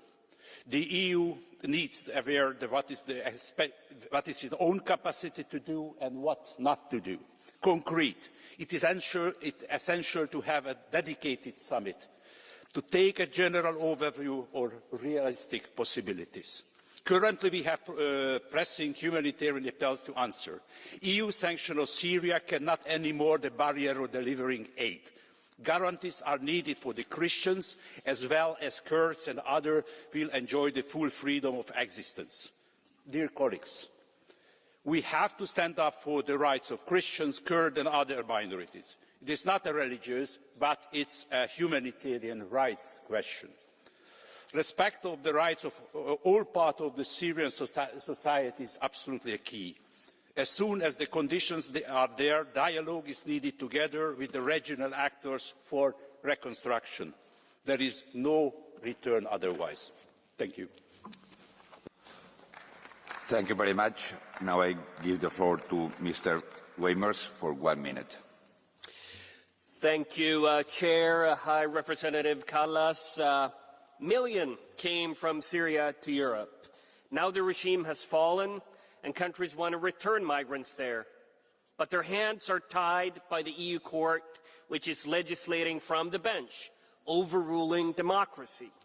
The EU court makes it virtually impossible to send back migrants. They require the entire country to be safe, no degrading treatment, no risk of suffering serious harm. Colleagues, do we meet these conditions ourselves? Sweden, with its bombings, shootings and humiliation crime by migrant gangs, sure doesn't. Take back control. Member states must change the legal framework. If left-wing governments block reform, don't be surprised if member states start ignoring the EU court. Thank you. Thank you very much. Now I will give the floor to Ms. Yar for 1 minute. Thank you. Madam Vice President, dear colleagues, the fall of Assad's regime not only shows that the oppressed do not give in to the lack of freedom in Syria, in Ukraine, anywhere. It has also delivered a significant blow to Russia and Iran, and within 2 weeks reshaped the dynamics in the region. However, this is no guarantee of stability. As we know, the direction of HTS remains uncertain, and the EU needs to stay vigilant. Madam Kallas certainly knows. It must lead with principles, values, but also pragmatism, including insisting on closing Russian bases. The EU should explore diplomatic channels, but must urge the new leadership to prioritise security, the base of all negotiations, and then build upon it, upholding the minority rights, gender equality and freedom of belief. Because this is more than geopolitics. Syrians deserve freedom, they deserve stability and a chance to rebuild their own country without fear and oppression. Stable and free Syria is the goal for Europe as well. Thank you. Thank you very much. Now I give the floor to Ms. Zovko for 1 minute and a half. Thank you, dear President, Madam Vice President. Despite the joy that can be expressed in celebrating the toppling of barbaric and cruel regime, the current situation in Syria gives us no reason to rejoice. Indeed, we should refrain from giving benefits of doubt to the individuals that overthrown the Assad regime. A lot of them are war criminals and represent a major threat to minorities, especially Christians, Druze and Yazidis. There should be no whitewashing, and we should not suddenly change our stance only because the Assad regime fell. Radicalism will not be solved with radicalism. The current promises made by the rebels towards minority will not be kept for long. The meeting of the new Minister for Religious Affairs in Syria with Christian leaders to promise them protection should not divert our attentions. Many years ago in Bosnia, Ottomans came and gave them the same permit, and then in the meantime they were burning churches, expelling people, and this is what is happening in Bosnia and Herzegovina with Christians, and let alone in Syria. So don't be naive. Finally appoint somebody who will treat in an External Action Service and in the Commission, who will be a full-fledged commissioner or a representative who will go and protect Christian minorities wherever they live and not make just some symbolic role in the External Action Service. We have to take care of the religious minorities, or either we cannot be fully responsible for what is going on in the Middle East. Thank you very much. Thank you very much. Now I give the floor to Mr. Kremer for 1 minute. Dear colleagues, dear High Representative Kaja Kallas, the fall of Bashar al-Assad was one of those rare occasions of unexpected good news these days. Good news because nobody will miss this bloody dictator, and good news because his fate sends a clear message to despots all around the world that suppressing your own people while relying on Vladimir Putin will land you nowhere but in Russian exile. But there is a problem with this unexpected good news, namely that it was exactly that, unexpected. Once again, like in Afghanistan, we found ourselves fully taken by surprise, fully unprepared to deal with the situation. And we are lacking the presence on the ground. We are lacking the local expertise. We are lacking diplomatic contacts. And yet, what do we hear from the Commission? Are rumours about cutting down funding to the European External Action Service, cutting down on our diplomatic muscle. And I'm sorry, but that's like a milk farmer selling all his cows to make space for more milk. What we need is more diplomatic muscle, more diplomatic presence in the ground, not less. We need more EAS also to support you in your task over the next years. I'm a big fan of good news, but I don't want them to come unexpectedly ever again. Thank you. Thank you very much. Now I give the floor to Ms. Thysint for 1 minute. Alto rappresentante, colleghi, High Representative, colleagues, the jihadist groups have toppled the dictatorship, the brutal regime of Assad. This is a further worsening of the already delicate situation in the Middle East. And again, Europe is at risk of losing its soul. They have conquered Syria with their Islam domination, but we know that Islam wants to expand, infiltrate, and oppress. Now, we know this is not a faraway risk. It is currently being imported, and it's already been imported, the cultural model that is incompatible with our Christian roots, but not only. It also threatens our security and our identity. We want a free Europe, or one that is succube to Sharia. Without this control, without a control to play, our civilization is under threat. There is no future without identity. Thank you very much. Now I give the floor to Mr. Bondra for 1 minute. Thank you very much. So let me start by commending the High Commissioner statement for calling the stability and territorial integrity in Syria. Indeed, it is in our interest to see a stable Syrian government that brings an end to the civil war and halts the migration wave to Europe. While the EU is, and I would say rightly, not engaged militarily in Syria, our diplomacy must work to prevent the new government from forming the alliances with the Iranian regime. Iran, along with its proxies, is becoming notably weaker, which is a positive development for the region. And the Syrian government that distances itself from any collaboration with terrorist organisations would be a critical test to achieving the stable Middle East. Finally, religious and ethnic minorities in the region, like Yazidis, Kurds and Syriacs, have faced a terrible persecution in the past. The EU must therefore ensure that any serious recognition of the new Syrian government is contingent upon its rigorous respect for the right and protection of those minorities. Thank you. Thank you very much. Now I give the floor to Mr. Eroglu for 1 minute. Ja, sehr geehrter Herr Vizepräsident, sehr geehrte Frau thank you, Präsidentin und Außenbeauftragte der President. Europäischen Union. Eine gute Thank Nachricht you, für High die Europäische Representative. Union, Well, dass Syrien befreit worden ist I think von it's einem good news for the mörderischen European Staat, Union that Syria has been freed from its murderous dictator. He was also the biggest drug producer and drug dealer that the Middle East has ever seen. Now, we've got more good news. The militias are going to be dissolved and they're going to become part of the Syrian army. We want to see that the Syrians are doing what they say. So that's good. I think we need to be very clear about what we want in Syria as well. We need to help. We need to ensure that medicines are supplied, schools are rebuilt, agriculture is rebuilt, and we need to help Syrians to rebuild their army as well so they can defend their borders. And then once we have the rule of law in place, then we'll be able to see what comes next. I mean, that's what we should be doing rather than all this nonsense that we've heard today in Parliament. Thank you. Thank you very much. Now I'd like to give the floor to Mr. Lopez Isturiz.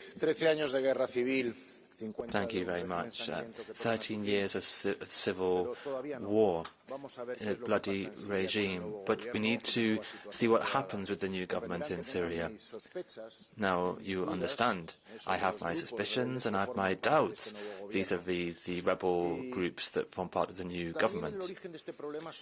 And also, Europeans are at the origin of this problem. People don't talk about that, but, you know, this is how the lines were traced. Look at the Kurds, for example. The main problem is us. So I'm very happy to see what the High Representative is saying, to see that we have been present in meetings with Arab ministers, sending diplomats to Damascus. It really looks like we are taking the responsibility that we have had over this for the past 200 years. Now, unfortunately, in this Parliament, we have those who always hear the far right talking about immigration from the very first second and the far left talking about Israel. Can you just stop focusing on these obsessions? And Israel is defending itself, and it's in the south of Syria as well. It's incomprehensible, these ridiculous obsessions that these two sides of the House have. Syria needs solutions, and Europeans need to be there for the Syrians. So the thousands of people of whom the far right are talking about, to help those people because they're being persecuted. Sorry, you have a blue card from Mr. Gadi. Would you accept it?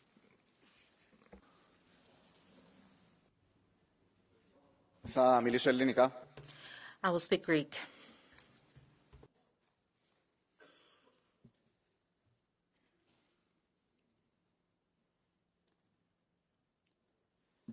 Dear colleague, this is not just an obsession.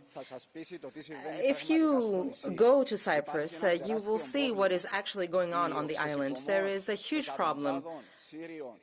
Hundreds of Syrians have waved the flag of the Free Russian Army in all Cypriot cities, and this could convince you about the real issue at hand.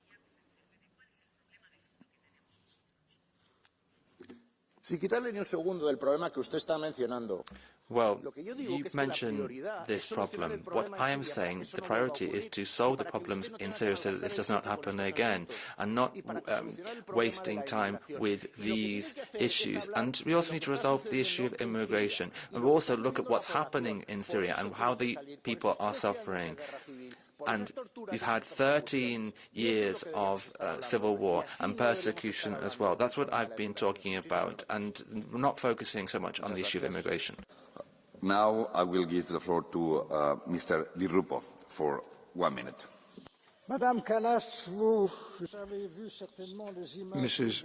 Callas, I'm sure you've seen the images on CNN.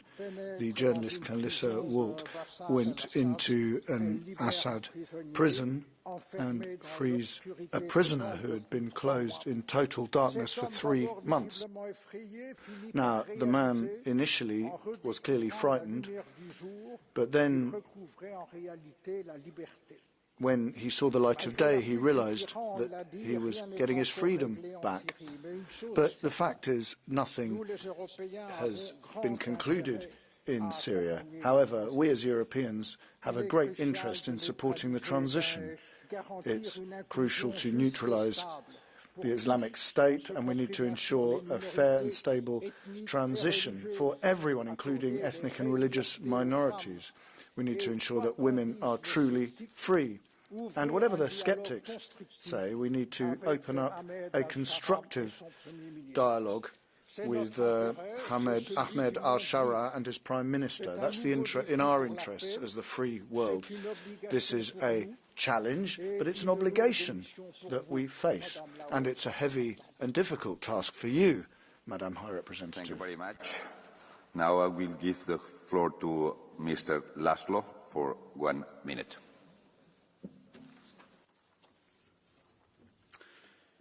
In Syria, the forces of the Assad regime have been defeated. He himself fled the country. Nonetheless, the situation is fragile. The outcome of the power struggle is unpredictable, and we must be prepared for every scenario. In this situation, the EU has three main interests and responsibilities. First, I ask the European Commission and the External Action Service to keep a very close and direct line of communication with the leaders of the Christian community. They may become a target very quickly and very easily. If they are targeted, they can only count on Western help, and we need to stand ready. Second, aid sent to Syria should not end up in the hands of radical groups. It would be indefensible towards European citizens if we helped the consolidation of yet another oppressive regime. And third, our aid should aim to create the circumstances that make the swift and safe return of refugees possible. Thank you very much. Thank you very much. Now we'll give the floor to Mr. Rausen for 1 minute. Dank u wel, voorzitter. Beste collega's, wat gunnen we het veelgeplaagde volk van Syrië Now, we wish the troubled Syrian people a future of hope. The big question really is, will the new rulers ensure this? The HTS rebels promised to protect the rights of minorities. Meanwhile, they would like to introduce Sharia law. So this is all extremely contradictory, and it's difficult to reconcile it. Now, Sharia generally shows very little mercy to those who think differently. Christians in Syria are therefore extremely afraid, very afraid, and the situation is highly uncertain for them. So it should be our priority to care for the minorities and make sure that that is the case in our new interactions with the new rulers, because there is only a hope for Syria if there will be room for the church to continue to spread its words, its good news. So the message of Christmas is that God sent his Son to earth for the forgiveness of sins. Andrews for Thank you, Mr. President, Madam Callas and colleagues. I'm just so pleased that Assad is gone. I campaigned against the policy of normalisation. Just last July, 8 EU member states proposed that we would reopen the Syrian embassy in Brussels. That initiative now looks embarrassing. But at its core was the mistake of trying to put EU migration management policy ahead of what might be in the interests of the wider Syrian people. And the reality is that we turned our back on the Syrian opposition. We turned our back on those who fought for justice and against impunity. We turned our back on those who are haunted by the gulags and the prisons and the torture centres. Now, for once, we have an opportunity to invest in reconciliation, in reconstruction of this wonderful country. And for the first time, we have an opportunity to really prioritise the interests of the people of Syria in all their diversity. A lot of analysis has focused on Iraq and Syria, but the better example is Sudan. There was a change of leadership there in 2019, and we failed to invest in reconciliation, the growth of democracy, in development. We turned our back on Syrians before. Let's not repeat that mistake. Thank you. Thank you very much. Now I will give the floor to Mr. Lopatka for 1 minute.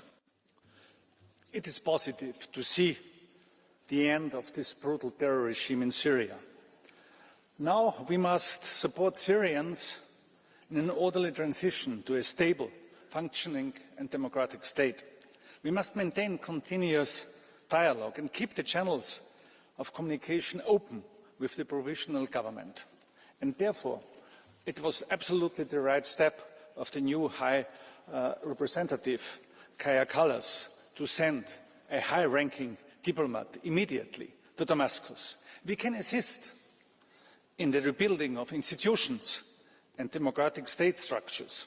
And we need there an inclusive government and a peaceful transition in order to support the rebuilding of society and the economy and to reunite families and communities. We must encourage and assist Syrians in Europe to return to their homeland. 98,000 of them are in Austria. The majority are young men. They are needed in the country to rebuild the society and the economy. Thank you very much. Now I give the floor to Ms. Temido for 1 minute.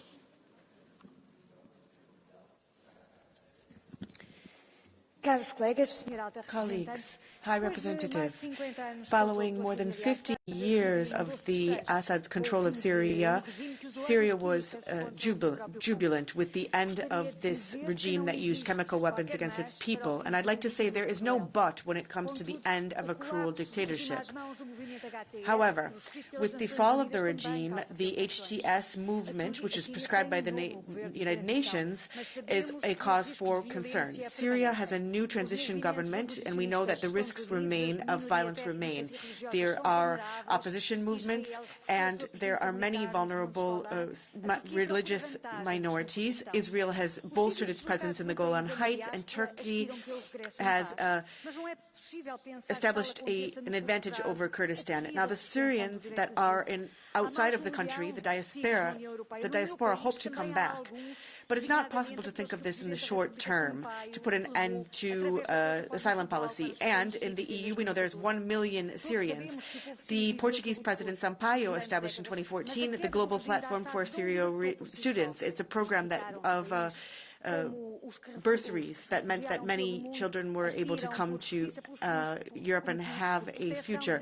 Now, we know that there have been crimes. We have to protect human rights, establish the institutions, make sure that the peace process is inclusive. Without any of this, there will not be a new phase of hope. Thank you very much. Now I will give the floor to Mr. Baraut for 1 minute.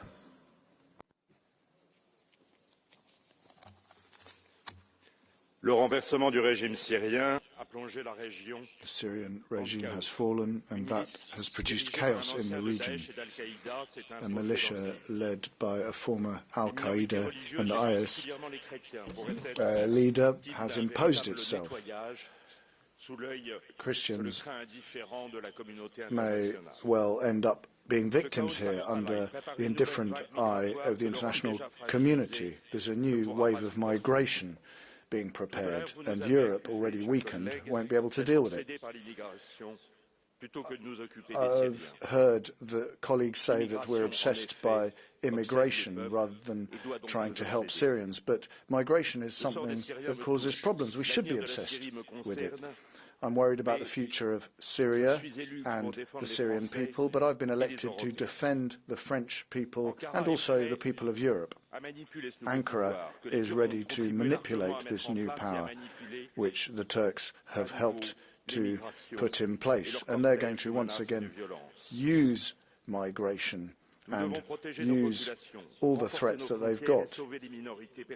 We need to protect our borders, and also we need to protect persecuted minorities in situ before it's too late. So what is the European plan here? Because the European Union has a remit in foreign policy. So we're listening and we await to hear what you have to say. Thank you. Now I give the floor to Mr. Bruczynski for 1 minute. Thank you, Chair. Szanowna Pani Komisarz, Szanowni Państwo, Ma'am, Commissioner, ladies and gentlemen, most of the previous speakers have expressed their joy and satisfaction at the downfall of the Assad's regime. Of course, any fall of a brutal dictatorship should bring happiness and joy. However, what we see today in Damascus, in Aleppo, and in other regions of Syria should infuse us with joy and relief. I will refer to one of the priests of the Christian churches, a Malachite priest, who said that the feelings that the Syrians feel today is fear and joy. Joy because something new is coming, but also fear of chaos. Christians have been in that region from the times of St. Paul, and they account for 7% of the total population. In total, there were 1.5 million Christians there. Today, there are barely 300,000 Christians. I hope that the Assad's downfall will not be an end of Christianity in Syria. And I hope that the gullibility that I have heard in many speeches today, this feeling of being naive and hopeful about the change that the Arab Spring would bring to Northern Africa and to the Middle East, I hope that this will not result in Christians disappearing from the Middle East and it will not lead to the appearance of Islam extremists in Europe. I will give the floor to Mr. Beke for 1 minute. Dank u wel, voorzitter. Mevrouw de hoge commissaris. Thank you very much, President.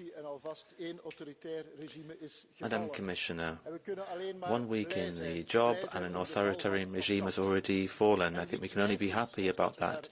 We are happy that Assad's regime has fallen, but we have some hesitations as well.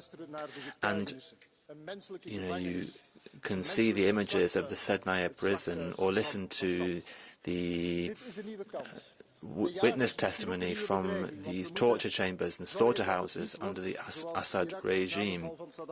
And perhaps there will be other threats. We need to avoid a situation like we had in Iraq after the fall of Saddam, or what happened in Libya after Gaddafi fell. And we don't want to see another Afghanistan either. This means that the EU needs to take on its responsibility. Iran, Turkey and Russia must not benefit from a vacuum of power to impose their influence. We need to help Syria. There are millions of Syrians in the diaspora, and they have a huge amount of hope. And the EU needs to guarantee stability and dialogue. It's not about sending them back today, but we need to put in place a programme together, and that's what we want to. We're counting on you for. Thank you. Mr. Mavridis, for 1 minute. Thank you, Mr. President. The toppling of the brutal Assad regime is a historical opportunity for peace and stability in Syria and beyond. But what are our clear priorities with overwhelming consensus of this House? First, the protection of minorities, ethnic and religious, particularly Christians and Kurds. Second, jihadists cannot be our partners. To nominate a wanted terrorist as a moderate political opposition cannot fool EU citizens, neither this House. Regarding Turkey, Madam High Representative, after meeting recently the Turkish Foreign Minister, you nominated Turkey as a strategic partner. This is wrong, but fortunately there is time to reconsider. In our campaign against the Islamic State and jihadists, Kurds were our brave partner while Turkish intelligence under Fidan's orders supply arms and logistics to these jihadists. The Erdogan regime, the occupier of EU territory in Cyprus, is connected with terrorist organizations in the areas, from Hamas to Muslim Brotherhood, from Libya to Syria, while now the attack on Kurds in Kobani is imminent. High Representative, silence is not just morally wrong, but a tragic geopolitical mistake. Thank you very much. Now we are running a little bit late, and I will want to announce that we are going to close the Catch the Eye first, and secondly ask to the members to stick to the time. And we continue, and I will give the floor to Mr. Siriani for 1 minute. Thank you very much, President, High Representative, colleagues.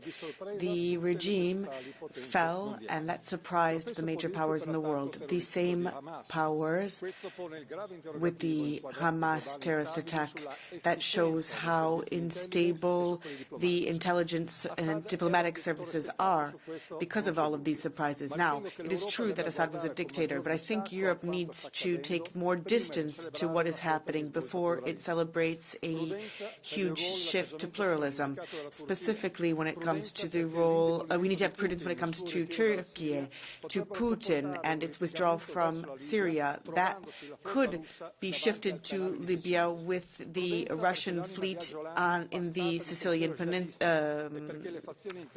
along the Sicilian coast. Now, we should fight, or should make sure that there isn't a fight against all and a migratory flow. Requests for asylum and the policy that has been adopted by many member states, that requires coordination. There is a hope to have a virtuous cycle in Syria. Let us hope it's sincere. We must respect the territorial sovereignty and independence. Our aid should reject any extremism, respect for international law, as well as the protection of minorities. Thank you. Floor to Mr. Stier for 1 minute. Hvala predsjedniče, kolegice I kolege. Pad Asadovog režima je u geopolitičkom smislu snažan udarac Iranu. Naravno da je Rusija također strateški oslabljena. The fall of Assad is a serious blow for Iran, and Russia is also strategically weakened. Now, whether Syrians remain in Europe will depend on negotiations with the new Syrian regime and also on negotiations with Erdogan.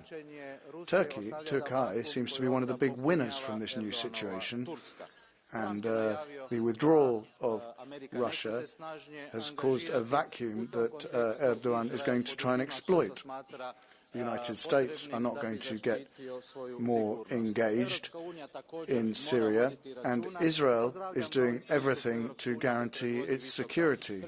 Now, the European Union needs to act, of course, and I welcome what the EU High Representative said when she talked about doing everything to protect our values and our interests.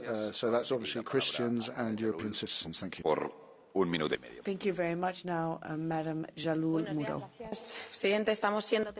Thank you very much, President. We are witnessing historic events. Assad's dictatorship, especially that of Bashar al-Assad, has ended after so many years. And this has led to many people being mistreated, being isolated, and being tortured. We thought it was impossible. People have been released from prisons, and seeing this must be intolerable for any country in the world. And the protests were repressed in the Arab Spring in 2011. I call on you, we need to be united, we need to be responsible, and we need to be up to the challenge and focusing on facts and data. Now, if we look at what's happened in Syria and what Israel is doing, this is a breach of international law which is jeopardizing security in the region. But we also need to focus on what happens in the future, question of security, and we need to see improvements there. And Syria needs to have the right to decide and to put in place a democratic system. We need to also respect the dignity of human lives and not focusing on the return of asylum seekers as some countries are promoting in Europe. Now, we need to protect minorities as well, majorities and women. That's another very important issue. This Parliament should not be selective. And also, the opposition are secular forces. Not everybody is an extreme Islamist. And we need to have an inclusive government. That's what's most important, and including a focus on women. And Kaja Kallas is doing a huge amount of work at diplomatic level, which is very positive for the European Union, and the EU should be focusing on the Middle East in the future. Thank you. Thank you very much. Now I will give the floor to Mr. Altola for 1 minute.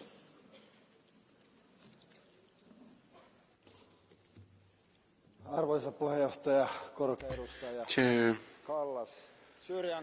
High Representative Kallas, the Syrian people have been suffering for decades. The Assad atrocities have claimed hundreds of thousands of victims, millions have fled. Now we need to allow Syrians to resolve their issues while playing an active role in the creation of a stable and broad regime. The challenge is considerable. Power will be reallocated. It is likely that there will be bloodshed and conflicts having to do with power struggles and territorial claims. It is clear that the third parties that supported the al-Assad regime have been exposed as being weak. They have an interest in meddling with the events. It is essential that we are more aware of what is going on, as with Hezbollah and Hamas.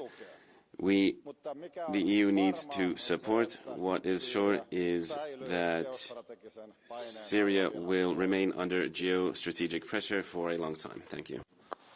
Thank you very much. Now I give the floor to Mr. Furlas for 1 minute.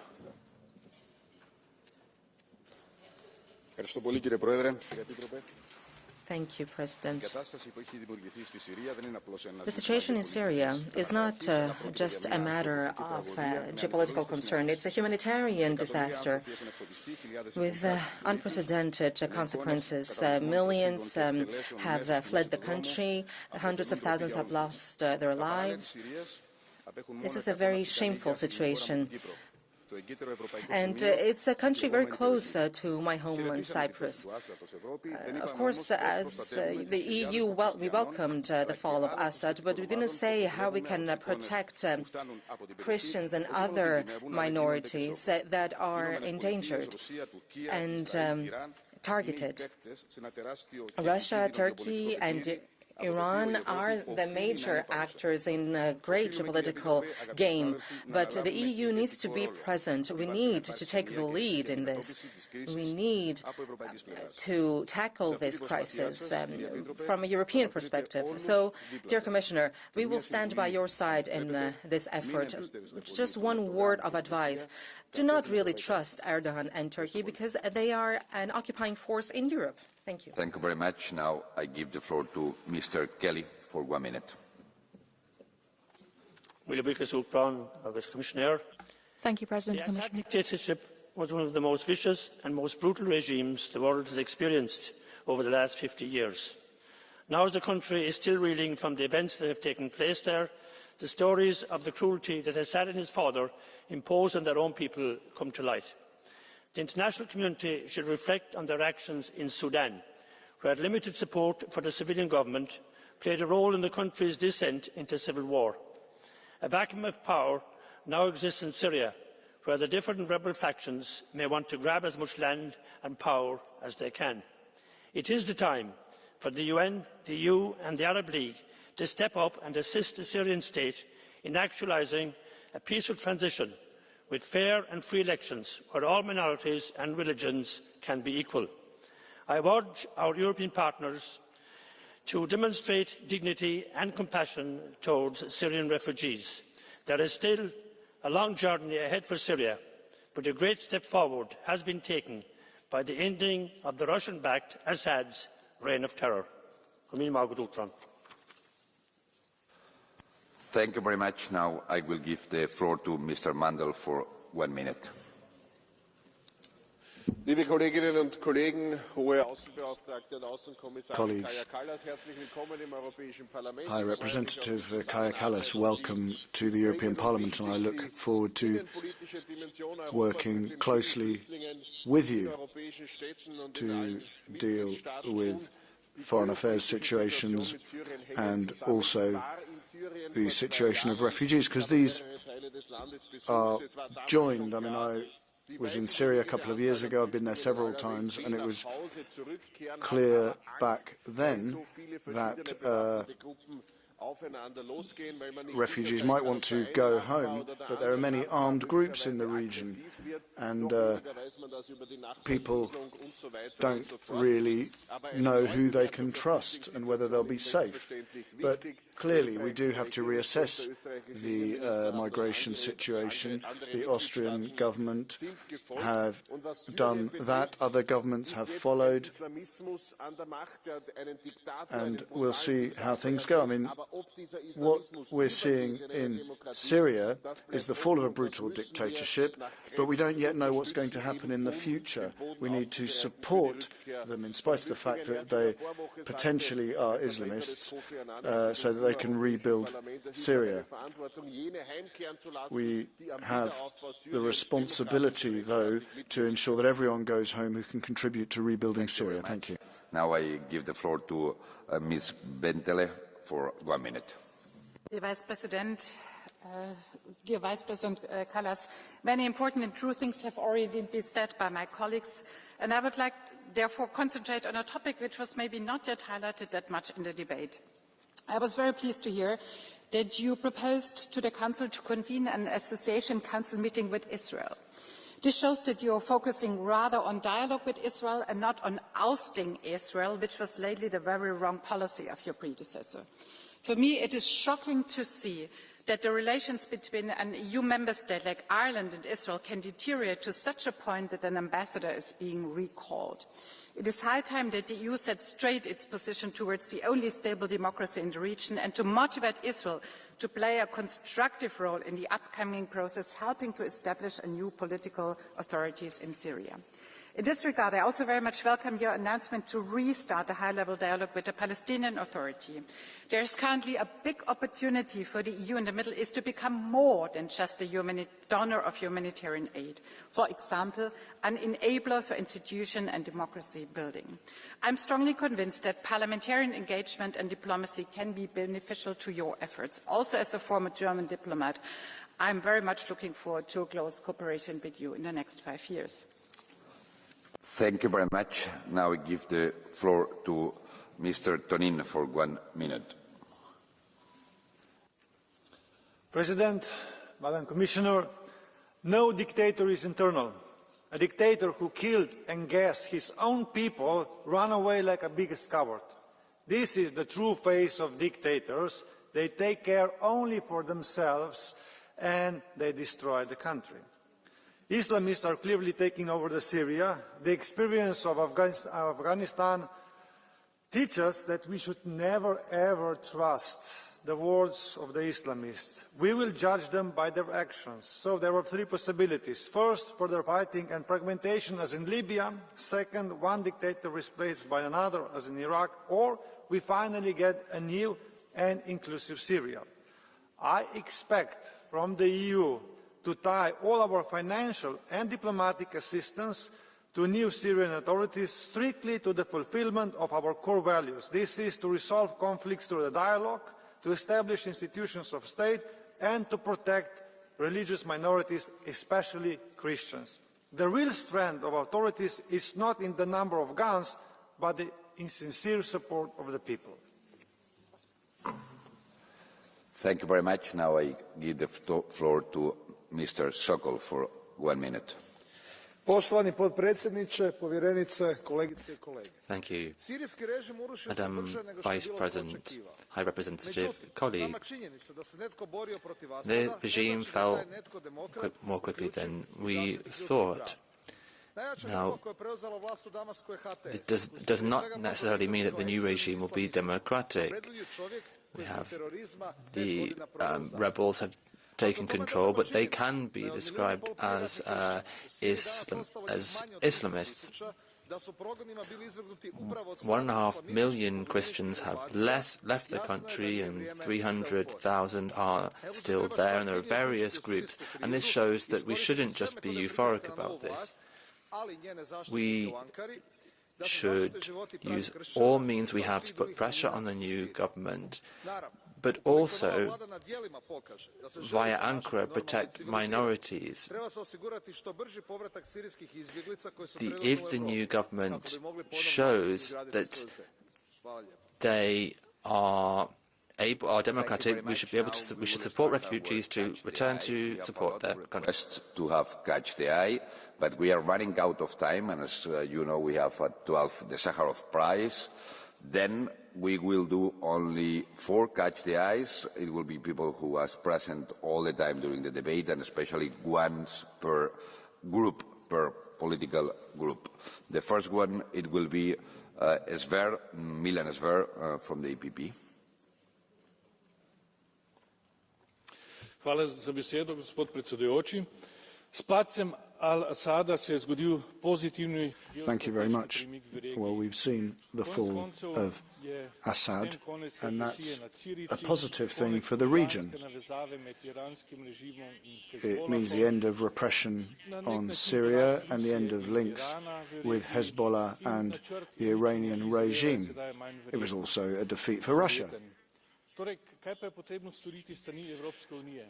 And also the plan to destroy Israel is less likely to happen as well.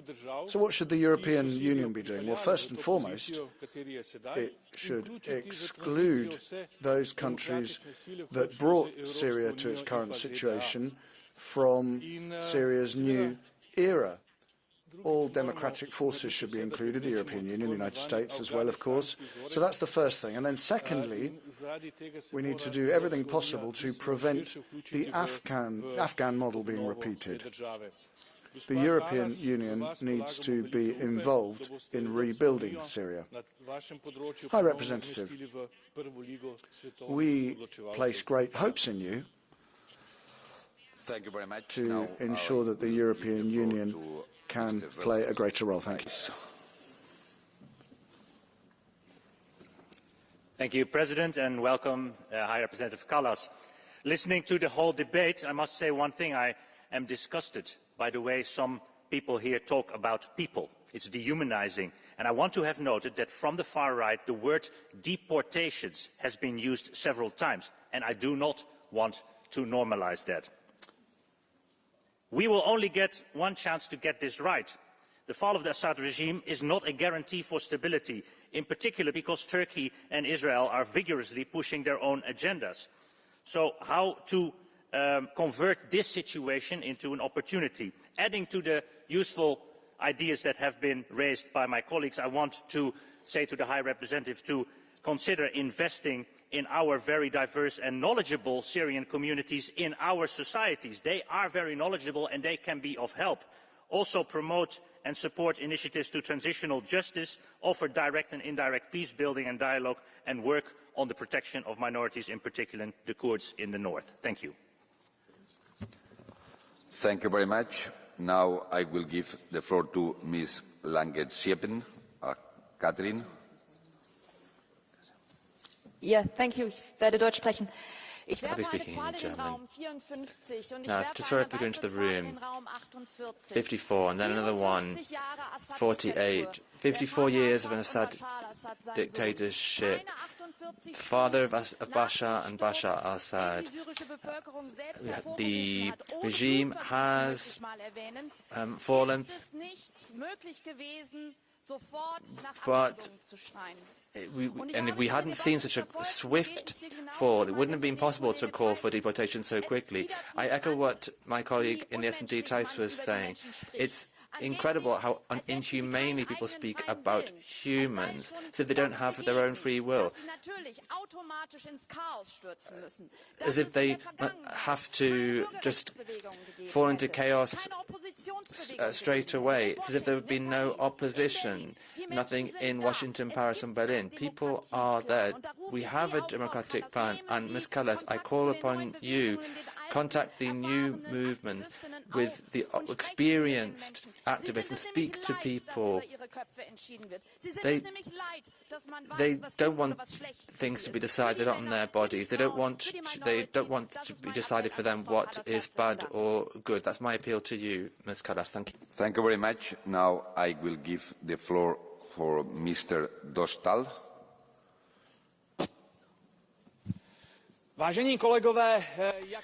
Dear colleagues, ladies and gentlemen, as a citizen of a country that, as Czechoslovakia, was supporting Syria, I have to say that I'm very sorry how things turned out. Under both Assads, the regime wasn't ideal, but it was secular, it was stable, and it provided for the functioning of the country.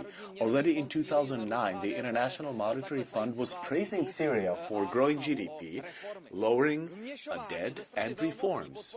If we interfere, if we support jihadists, if we support coup d'etats, if we have sanctions, it only leads to hundreds of thousands of deaths and a ruined economy. Israel and Turkey have turned Israeli sovereignty into a joke. What have we done to Syria? And when we say we, I mean the EU and NATO member states.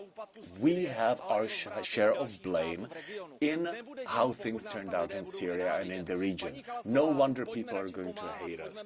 Mrs. Kallas, let us help them. Let us not support coup d'etat and terrorism. Let's support peace. Thank you. Thank you very much. With this, we end the Catch the Eye. Again, I reiterate that we are running out of time and we are having a short list of Catch of the Eye, and I appreciate the patience of the High Representative. Now I will give the floor to Kaja Kallas, Vice President of the Commission and High Representative. Dear President, honourable members, thank you for this debate. I think it was very, very useful. And it is true, and I agree with you, that we can't leave a vacuum in Syria, and we have to avoid the mistakes that we did with Libya, with Afghanistan, and we have to be also there.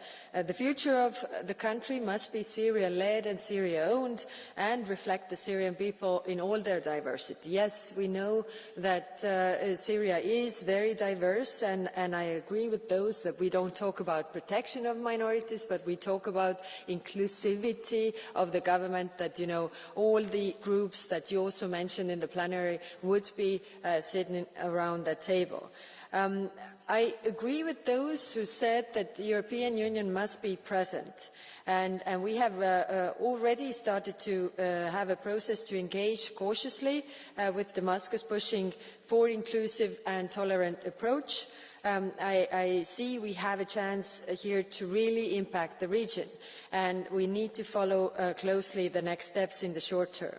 And I've asked the head of delegation to go to Damascus yesterday to have constructive first contacts with the new leadership and various other groups, also the civil society.